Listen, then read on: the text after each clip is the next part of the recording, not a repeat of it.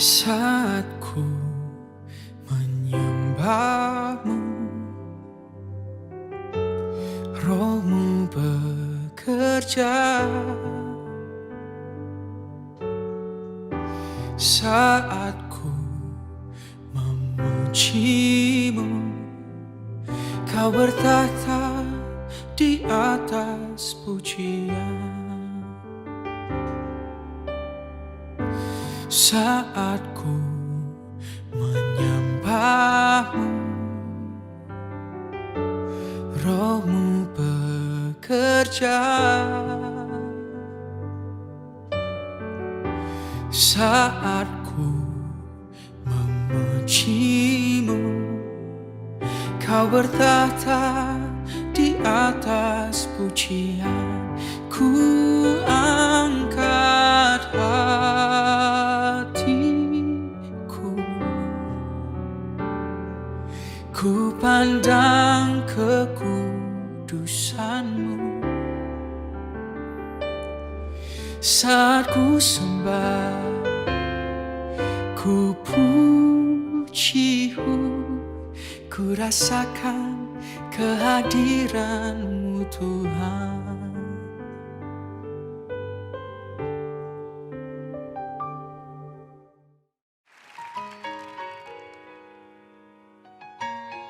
I sang this for 14 years every night with dear friends of mine, and I thought it's a great way to close this night. God sent His Son. They called Him Jesus. He came to love, heal, and forgive. He bled and died to buy our pardon. An empty grave is there to prove our Savior lives. And because He lives, I can face tomorrow. Because He lives, all fear is gone. Because I know He holds the future, and life is worth the living just because He lives.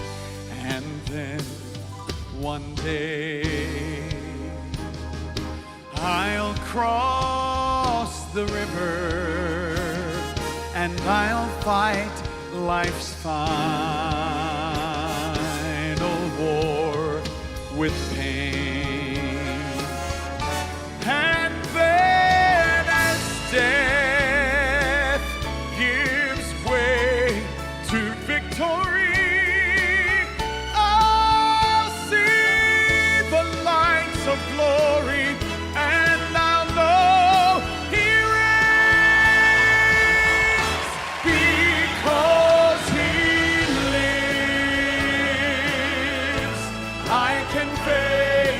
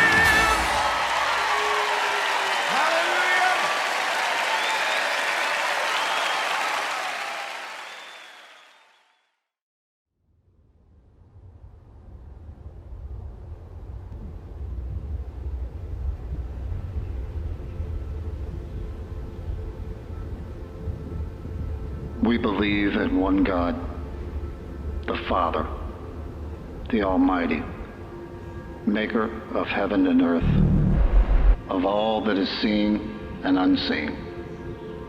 We believe in one Lord, Jesus Christ, the only Son of God, eternally begotten of the Father, God from God, light from light, true God from true God, begotten, not made, of one being with the Father. For us and for our salvation, he came down from heaven. By the power of the Holy Spirit, he was born of the Virgin Mary and became man. For our sake, he was crucified under Pontius Pilate. He suffered, died, and was buried.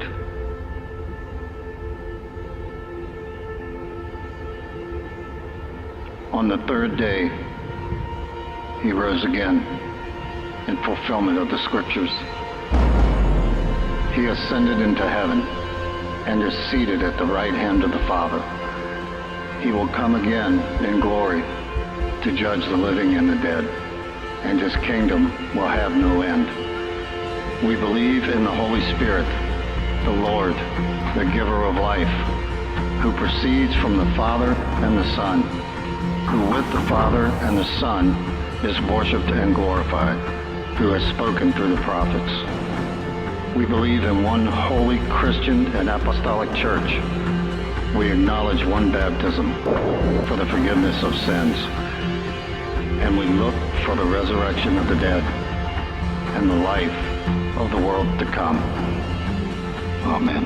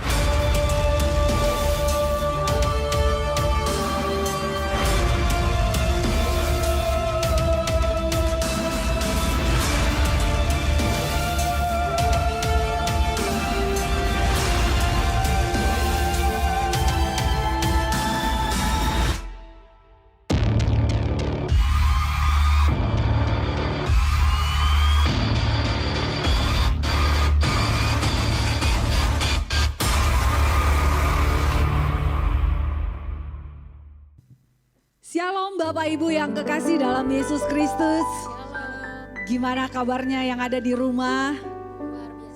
Iya, kita percaya sekalipun kita tidak berkumpul di tempat ini, kita yang ada di rumah kita masing-masing, kita percaya kita punya Tuhan yang maha hadir. Dia hadir dimanapun kita berada. Haleluya, haleluya. Pagi hari ini kita sama-sama berkumpul di rumah kita masing-masing, tapi kita mau beribadah bersama-sama. Kita mau merayakan Paskah, merayakan kemenangan kita, kemenangan yang Tuhan Yesus berikan. Dia yang sudah rela mati di atas kayu salib, dan pada hari yang ketiga dia membuktikan bahwa dia Tuhan yang hidup. Dia bangkit dan mengalahkan maut. Haleluya.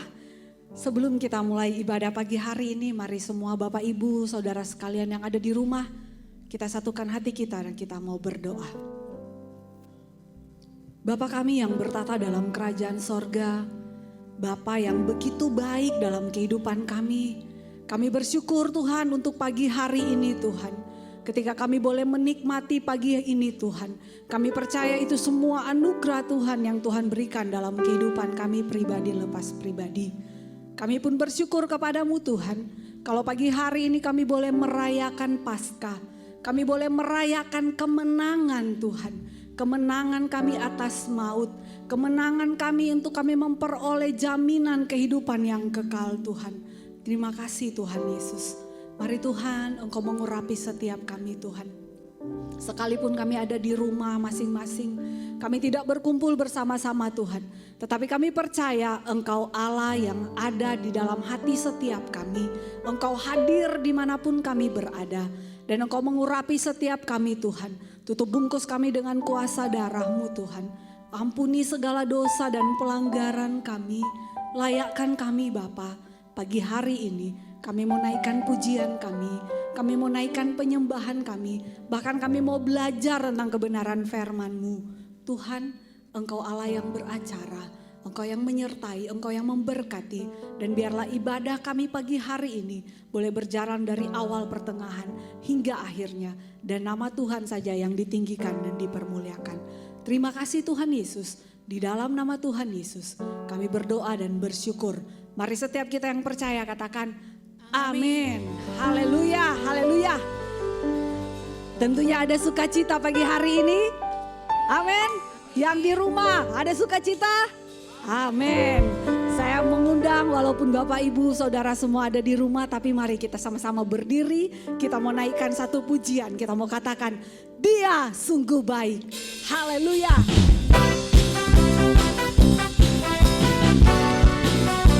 Yesus mati bagi kita. Dia bangkit dan dia hidup. Haleluya.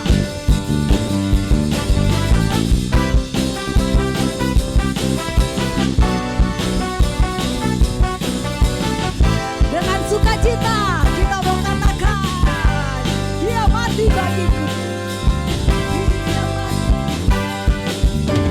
Dia mati bagiku, Dia bangkit bagiku, ya Tuhan.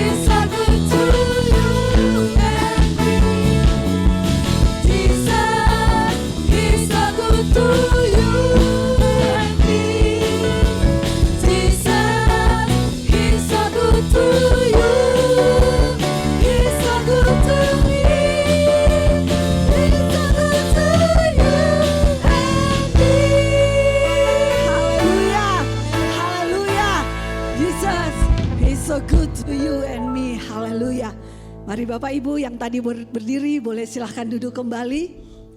Tapi kita masih tetap mau bersuka cita. Kita boleh melewati hari-hari yang tidak menyenangkan. Kita tidak pernah tahu apa yang akan terjadi dengan hari esok kita. Jangankan hari esok, 1 menit ke depan, 1 detik ke depan kita tidak pernah tahu. Tapi satu hal yang kita percaya dan kita tahu, Dia hidup. Dan ketika Dia hidup, Yesus hidup, memberikan kita hari depan yang penuh harapan.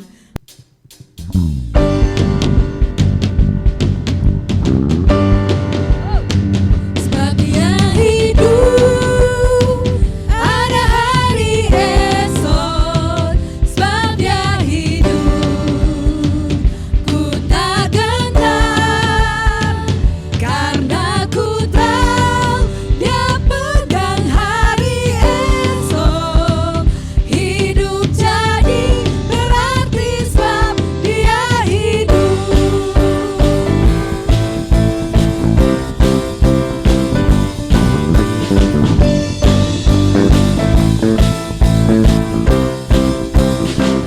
Anak Allah, Yesus namanya, menyembuhkan, menyucikan, bahkan mati, tebus dosaku, kubur kosong membuktikan Dia hidup. Sebab Dia hidup, ada hari esok. Sebab Dia hidup, ku tak gentar, karena ku tahu Dia pegang hari esok. Hidup jadi berarti sebab Dia hidup. Dengan iman kita katakan, Sebab Dia hidup, Dia hidup, kita punya hari esok.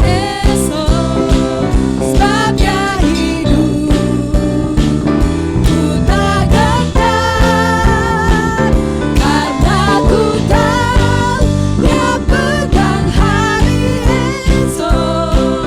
Hidup jadi berarti sebab Dia hidup. Hidup jadi berarti sebab Dia hidup. Hidup jadi berarti sebab Dia hidup.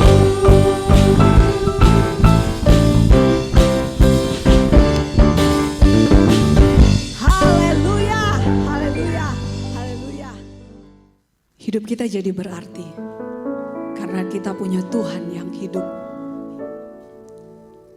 Sekalipun hari-hari ini kita melewati sesuatu yang tidak menyenangkan. Dengan adanya wabah virus yang membuat kita hanya diam di rumah. Tetapi kita percaya apapun yang terjadi dalam dunia ini, kita punya Tuhan, kita satu punya jaminan kehidupan. Kita sudah memperoleh keselamatan di dalam Tuhan Yesus.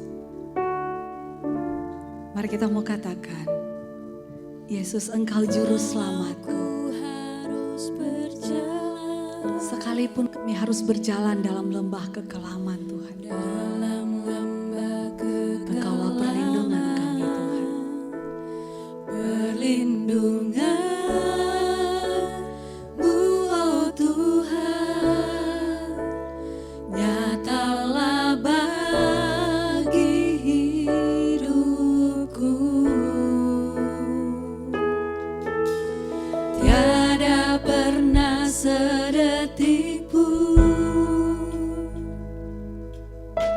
tiada pernah Kau tinggalkan. Sungguh mulia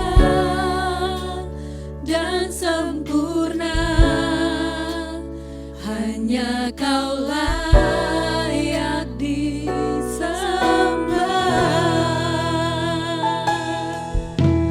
Yesus Engkau juru selamatku, dalam janji-Mu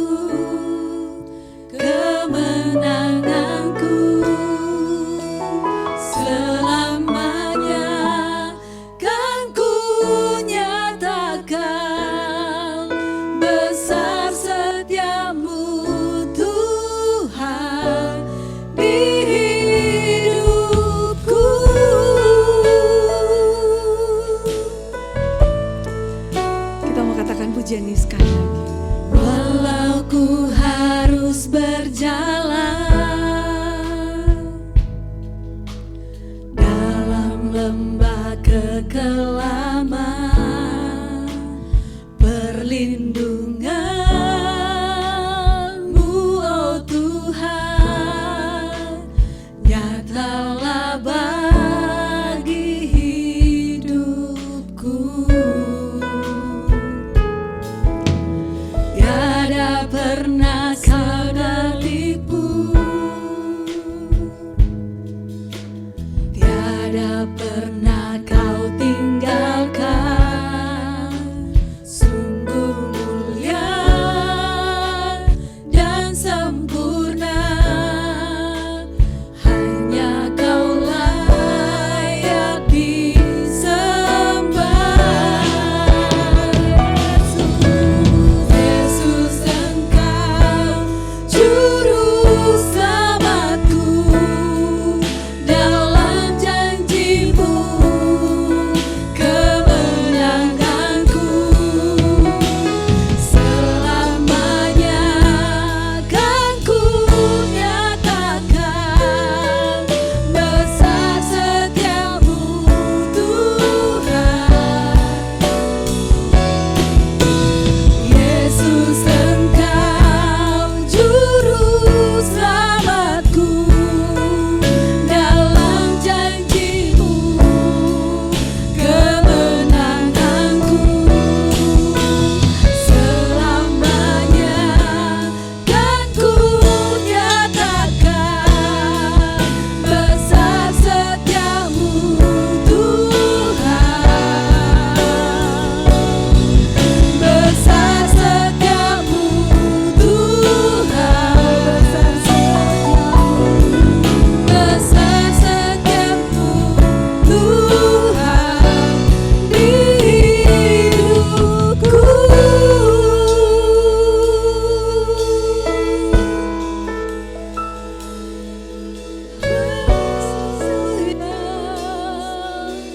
Besar setia-Mu, Tuhan. Engkau Tuhan juru selamat kami, kami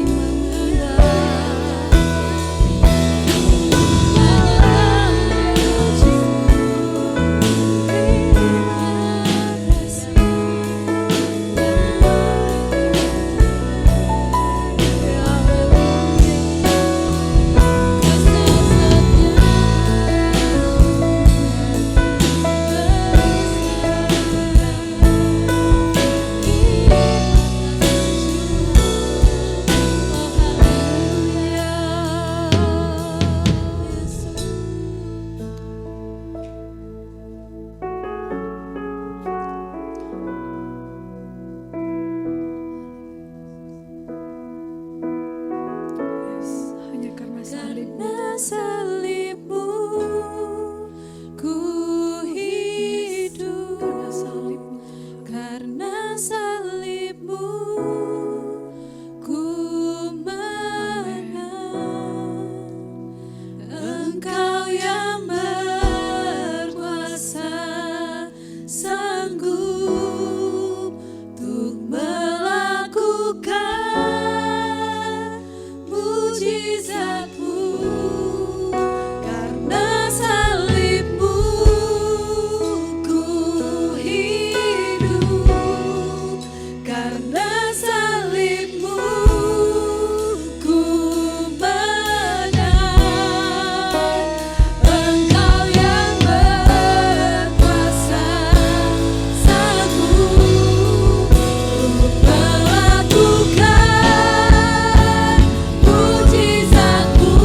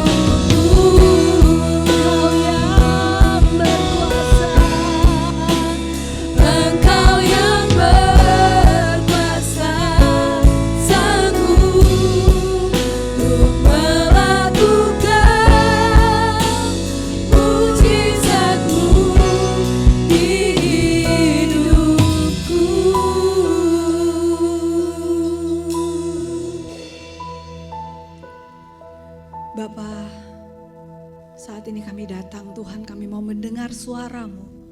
Kami mau belajar lewat kebenaran firman-Mu. Engkau mengurapi setiap kami Tuhan. Roh Kudus tolong kami, ajar kami. Untuk kami boleh mengerti akan apa yang menjadi kehendak Bapa dalam kehidupan kami. Dan biarlah firman dapat kami lakukan dalam kehidupan kami hari lepas hari. Urapi hamba-Mu, biarlah hamba-Mu berkata-kata hanya seturut dengan kehendak-Mu. Terpujilah nama-Mu Yesus. Di dalam nama Tuhan Yesus firman yang hidup, kami berdoa kepadamu. Haleluya. Amin. Selamat pagi, selamat hari Paskah dan Tuhan memberkati. Hari ini hari yang luar biasa sekali karena kita memperingati kebangkitan Tuhan kita Yesus Kristus. Sebagaimana yang dikatakan di dalam 1 Korintus pasal 15 ayat 57. Kemenangan Kristus menjadi kemenangan kita. Kita menjadi pemenang karena Kristus menang. Hari ini merupakan hari yang istimewa buat saya secara pribadi. Karena ini yang pertama kali yang namanya khotbah itu tidak ketemu jemaat. Jadi mengingatkan saya kepada Paskah pertama ya. Paskah pertama itu dimulai sebelum perayaan Paskah. Itu lockdown. Semua harus diam di rumah. Tidak boleh kemana-mana, kata Tuhan. Dan Musa memberikan perintah itu dengan jelas sekali bahwa tidak ada yang boleh keluar. Kalau mereka tidak mau mengalami apa yang dinamakan kematian. Nah, kita nih dalam kondisi yang mirip-mirip sekali nih. Dengan kondisi COVID ini.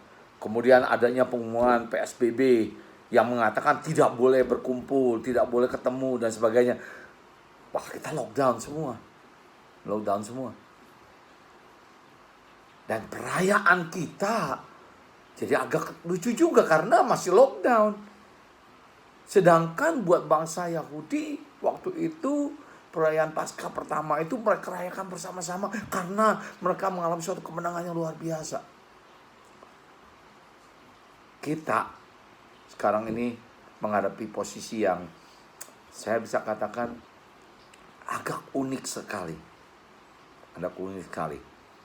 Bicara mengenai kemenangan, kita tidak bisa lepas dari kemenangan Kristus.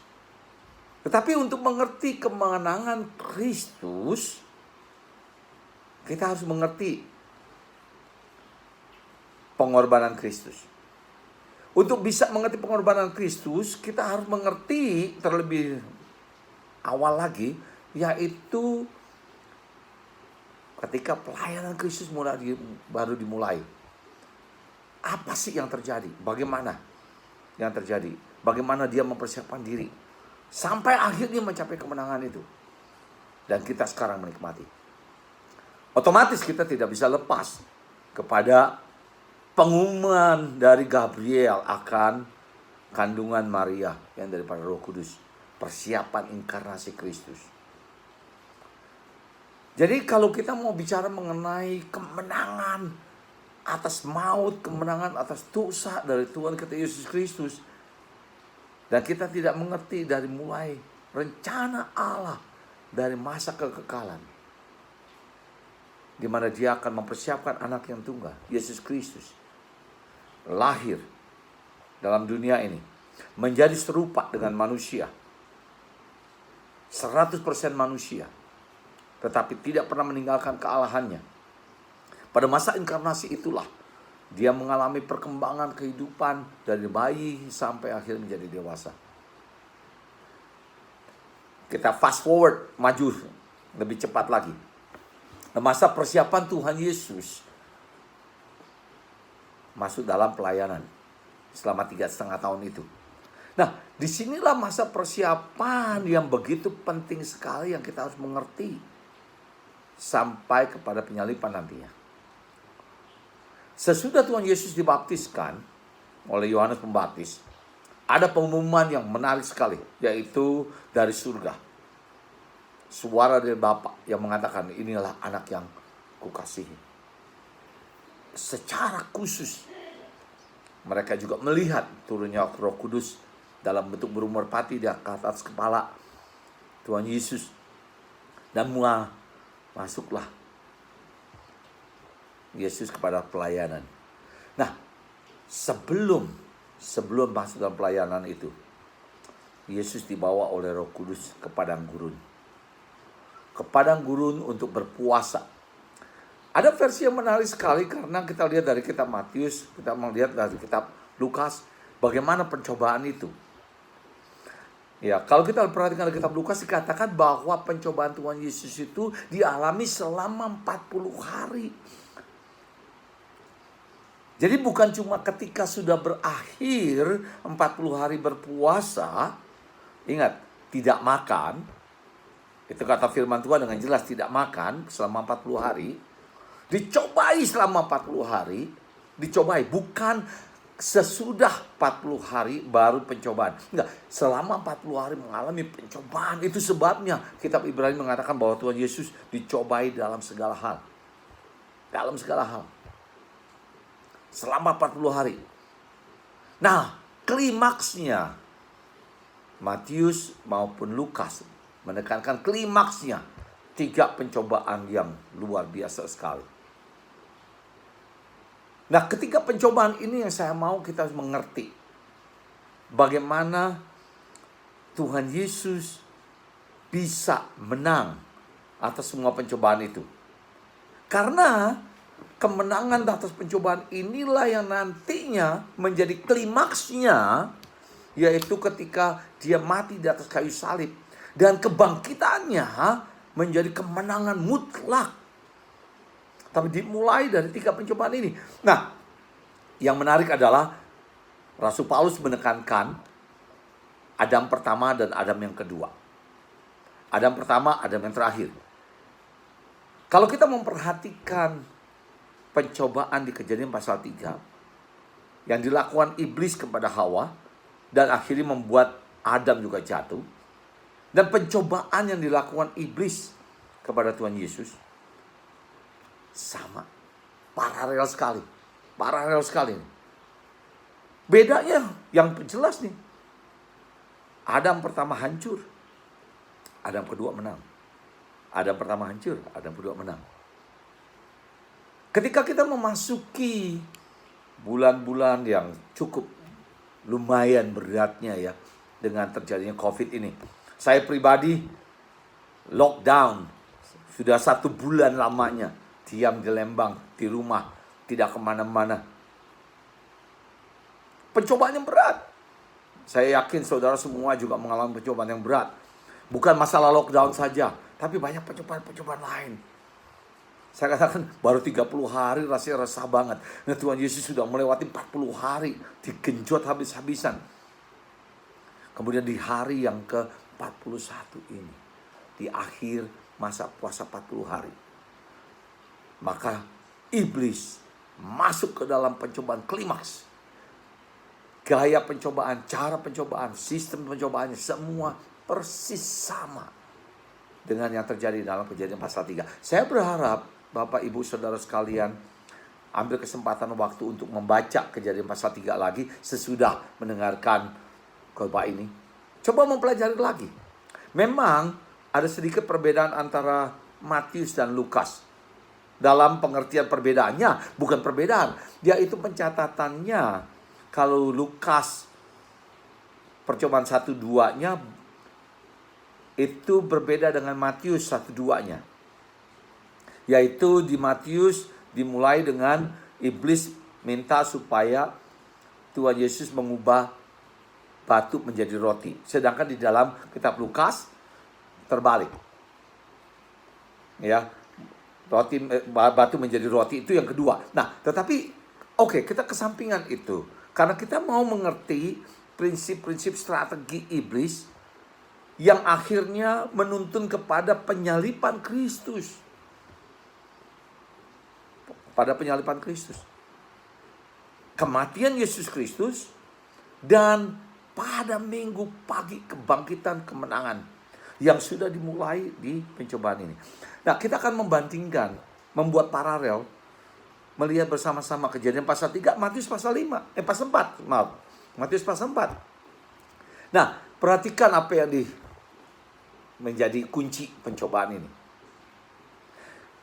Ketika sesudah Tuhan Yesus berpuasa 40 hari, hari ke-41 di pencobaan klimaks ini, lucu sekali ya. Karena iblis itu tahu siapa Yesus. Dia minta ke Yesus, dia bilang, coba kamu ubah ini batu menjadi roti. Aduh, saya bilang, apa sih sulitnya? Pasti dia bisa. Jadi apa perlunya iblis melakukan itu? Karena, nih perhatikan.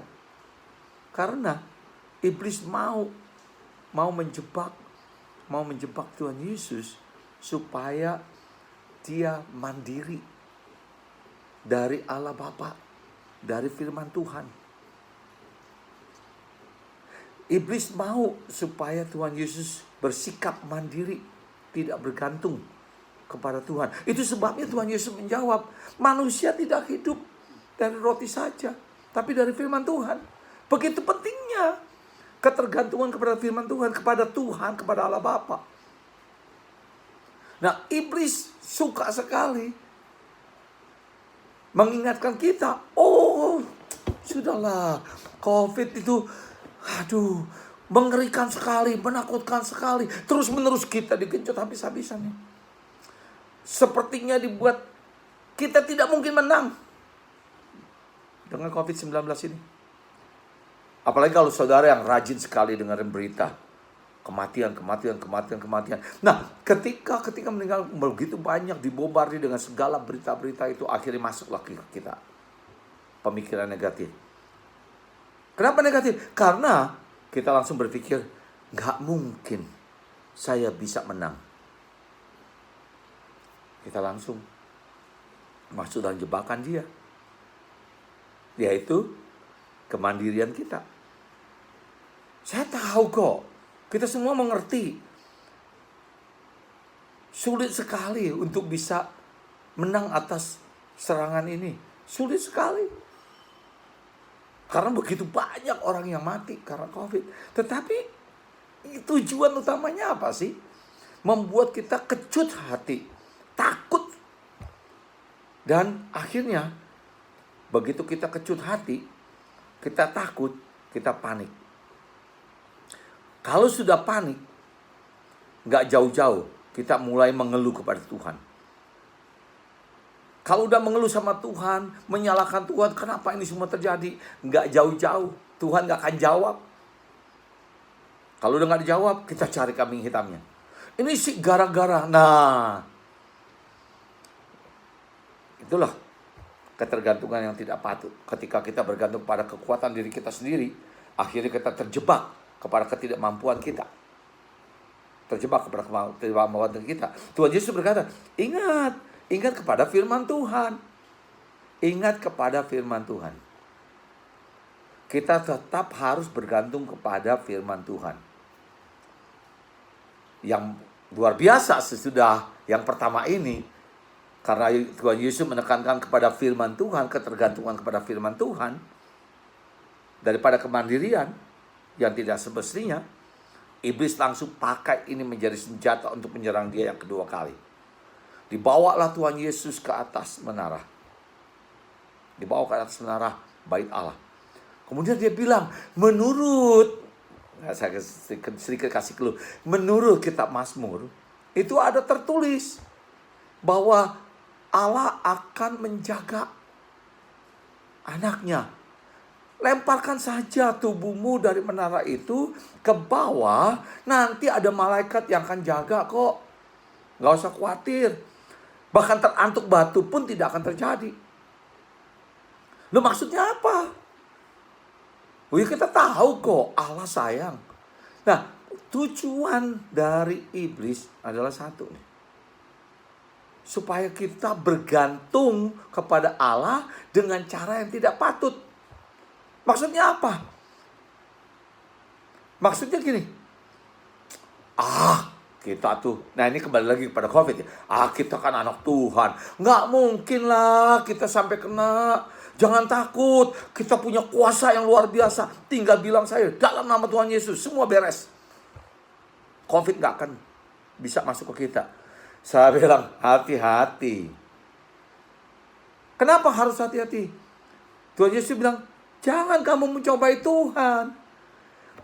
Apakah kita perlu bukti setiap kali untuk tahu bahwa Tuhan itu sayang kita? Bahwa Tuhan itu menjaga kita. Bahwa Tuhan memperhatikan kita. Tidak perlu harus tantang dong. Bukan buktikan dong. Kalau engkau sayangku, engkau sayang saya, buktikan dong. Ini tidak akan terjadi. Dan nantang. Udah gitu nantang lagi. Saya bilang, wow, hati-hati sekali. Iblis pintar sekali jebak kita. Ketergantungan tidak patut ini membuat Tuhan menjadi alat buat kita. Kita tempatkan Tuhan kita Yesus Kristus untuk sekedar memuaskan hati kita, keinginan kita. Enggak benar. Enggak benar. Untuknya Tuhan Yesus luar biasa. Dia bilang, jangan kamu cobai Tuhan Allahmu. Jangan kamu cobai Tuhan Allahmu. Kita harus percaya tanpa harus mengetes Tuhan. Kita harus yakin bahwa Tuhan jaga kita. Kita harus yakin bahwa Allah sayang kita. Dan masuk yang ketiga. Yaitu iblis langsung memaparkan, ini loh keindahan, kemewahan, keluar biasaan dunia ini. Dia tahu kok, iblis mengerti bahwa Tuhan Yesus datang adalah untuk mendirikan kerajaan. Dan Tuhan Yesus juga tahu bahwa iblis diberikan wewenang menguasai bumi ini loh, hati-hati. Dan ini yang ditawarkan kepada Tuhan Yesus. Mau mendirikan kerajaan di dunia ini?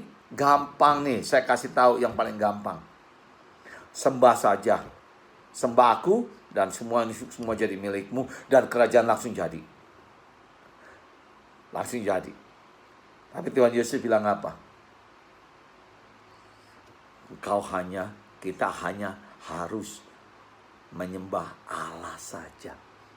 Ini yang saya mau kita hati-hati sekali. Karena iblis pintar sekali mengajarkan kita untuk berkompromi dengan situasi kondisi yang ada. Kita tahu pemerintah kita sudah menetapkan lockdown. Terus kita bilang, gak usah khawatir, cuma sekali aja keluar gak apa-apalah. Ya kumpul-kumpul sekali-sekali bolehlah. Apalagi ini kan buat ibadah. Masa Tuhan gak jaga kita sih? Pasti ini kan buat tujuan baik. Saya bilang, tunggu dulu. Ya, jangan mencobai Tuhan, tetapi juga jangan berkompromi. Berkompromi dengan situasi yang jelas-jelas sudah ditetapkan, ini tidak boleh. Dan Tuhan Yesus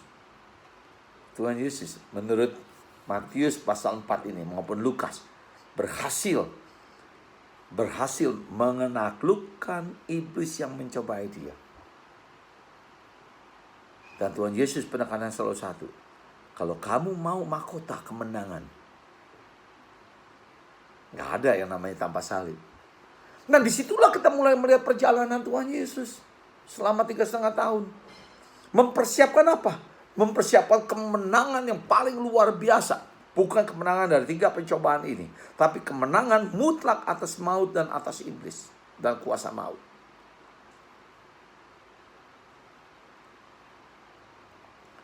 Tiga setengah tahun dijalani dengan kesusahan yang luar biasa, dengan tantangan yang luar biasa, dia jalani satu demi satu, sampai akhirnya 3 hari yang lalu kita memperingati yang namanya Good Friday. Lucu juga ya Good Friday. Ini kok good? Kematian Tuhan Yesus. Kok kita bilang good?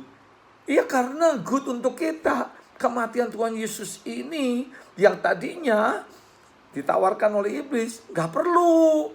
Gak usah susah-susah lah. Udah langsung aja. Kamu sembah aku, semua ini diberesin. Udah, kerajaan jadi. Tapi Tuhan Yesus bilang, gak ada. Gak bisa seperti itu. Gak ada yang namanya kemenangan. Gak ada yang namanya kemuliaan tanpa salib. Dia lewatin tantangan demi tantangan sampai ketika Petrus memutuskan untuk mengambil pedang, memotong telinga penjaga bait Allah. Tuhan Yesus bilang apa? Memang kau pikir aku tidak bisa memanggil bala tentara surga untuk menghabiskan semua ini? Wow, dia punya kuasa. Tetapi dia tidak pakai kemandiriannya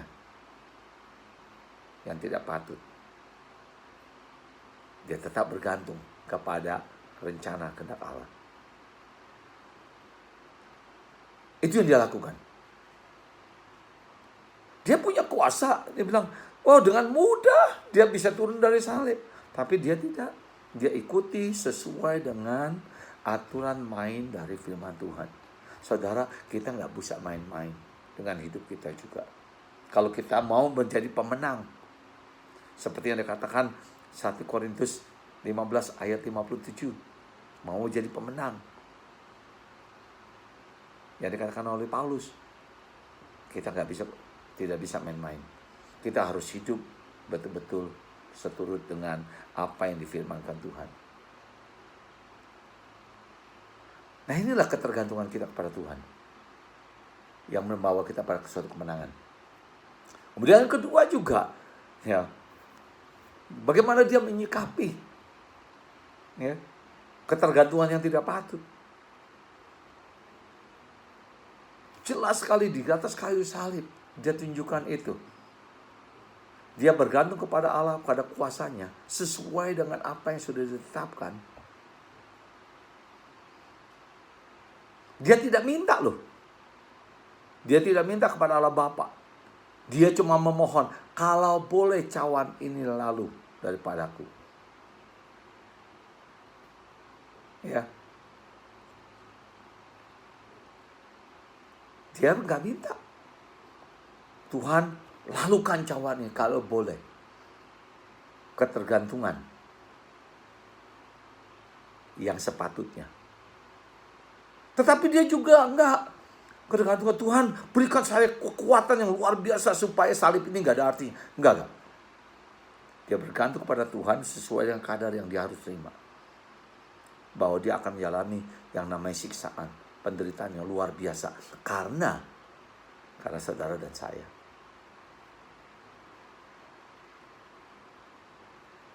Dan dia tidak ada kompromi sama sekali.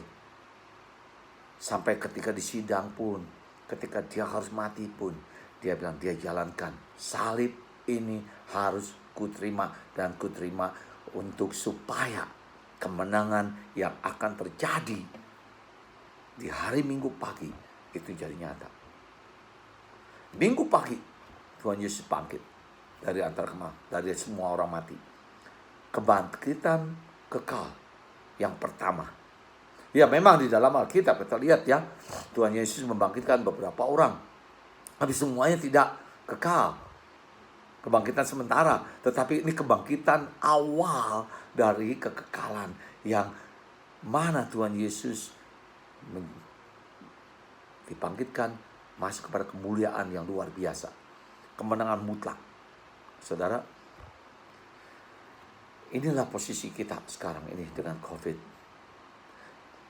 Salah satu pencobaan. Berat ya? Ya. Tetapi ingat. Ya. Paulus juga menuliskan dalam Korintus juga. Tidak akan ada pencobaan-pencobaan yang melampaui kekuatan kita. Dan Tuhan Yesus sudah memberikan teladan bagaimana menang atas pencobaan-pencobaan itu. Tidak berkompromi. Tidak bergantung pada diri sendiri. Tidak selalu mencobai Tuhan dengan ketergantungan yang tidak patut kepada Allah. Kalau kita lakukan ini semua, kita bisa melihat bagaimana Tuhan bekerja di dalam hidup kita, sebagaimana Dia yang sudah menang dan tetap menang dan akan menang untuk selama-lamanya. Kita semua dalam proses menuju ke kemenangan mutlak nantinya. Itu sebabnya Paulus berkata di dalam Filipi pasal 2. Mati itu untung. Saya nggak mengatakan saya mau mati terus menantang. Tidak. Tapi Paulus katakan juga sama. Mati itu untung, tetapi kalaupun aku hidup untuk Kristus. Supaya melalui hidup kita ini ada banyak orang yang diberkati. Terberkati. Akan banyak orang lagi masuk dalam kemenangan-kemenangan di dalam Tuhan Yesus Kristus. Itu yang luar biasa. Tuhan kita Tuhan yang luar biasa baiknya kok. Saudara, ingat apa yang difirmankan. Kemenangan kita itu bukan sementara, tapi kemenangan mutlak di dalam Yesus Kristus. Di dalam Yesus Kristus. Saya berharap saudara membaca lagi 1 Korintus pasal yang ke-15 ayat 57.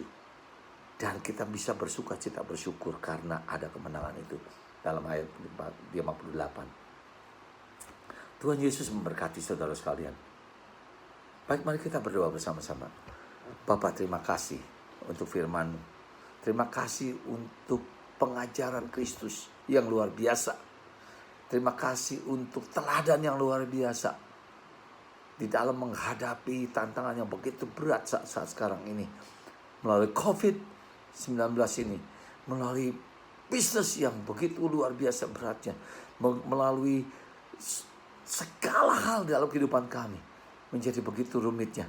Tetapi kami tahu pasti Tuhan, sebagaimana Engkau sudah janjikan, tidak akan ada pencobaan yang melampaui kekuatan kami. Dan Engkau yang setia akan memberikan kekuatan kepada kami supaya kami semua bisa bertahan. Sampai akhirnya kami mencapai kemenangan mutlak bersama-sama dengan Tuhan kami Yesus Kristus. Terima kasih Bapa, terima kasih untuk kasih setiamu. Terima kasih betapa Engkau luar biasa Tuhan. Hari ini kami bersama-sama merayakan kemenangan yang paling luar biasa. Kemenangan atas maut. Kemenangan atas segala yang ada di dunia ini. Kemenangan mutlak yang adalah milik Tuhan kami Yesus Kristus. Dan kami ada bersama-sama dengan Dia. Ajar kami Tuhan untuk mengerti firman-Mu. Ajar kami Tuhan untuk hidup di dalam firman-Mu ini.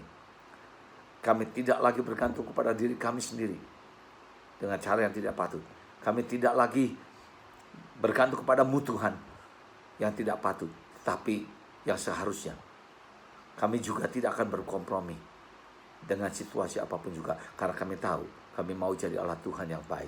Allah Tuhan yang luar biasa. Allah Tuhan yang membawa kemuliaan. Terima kasih Bapa. Terpujilah Engkau Tuhan kami Yesus Kristus. Di dalam nama-Mu Yesus kami berdoa. Amin.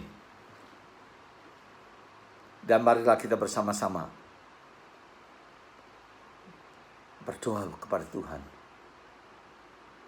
Sebelum kita pulang, biar kiranya kuasa daripada Allah Bapa yang melampaui segala ciptaan ini, yang melampaui bahkan sakit penyakit, yang melampaui semua yang ada di dunia ini, melingkupi hidup kita semua. Sehingga kemanapun kita pergi, kuasa Tuhan beserta dengan kita. Kuasa Tuhan melindungi kita. Kuasa Tuhan menjaga kita untuk tetap setia kepada Tuhan.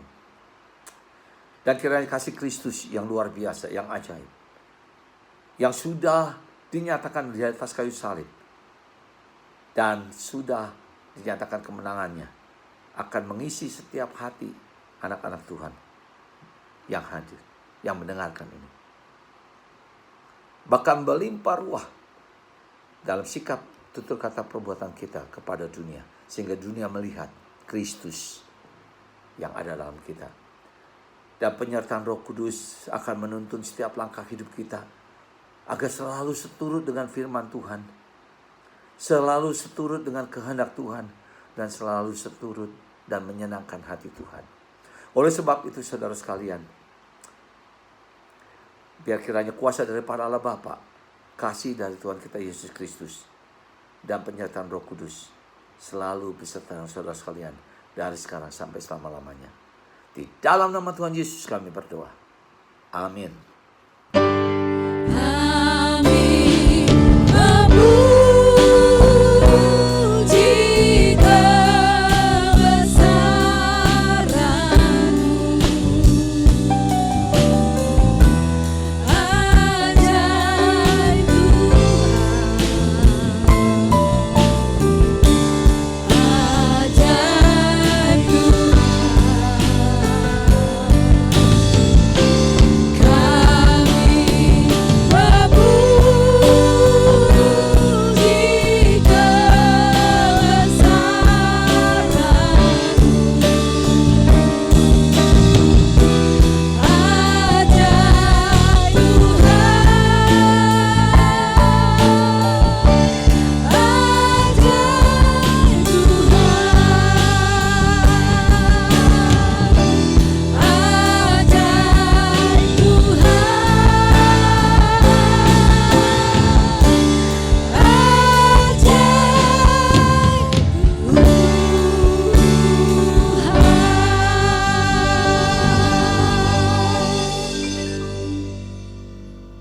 Demikian ibadah Paskah hari ini, dan bagi jemaat yang rindu mau memberikan persembahan dan persepuluhan, boleh ditransfer ke rekening yang tertera.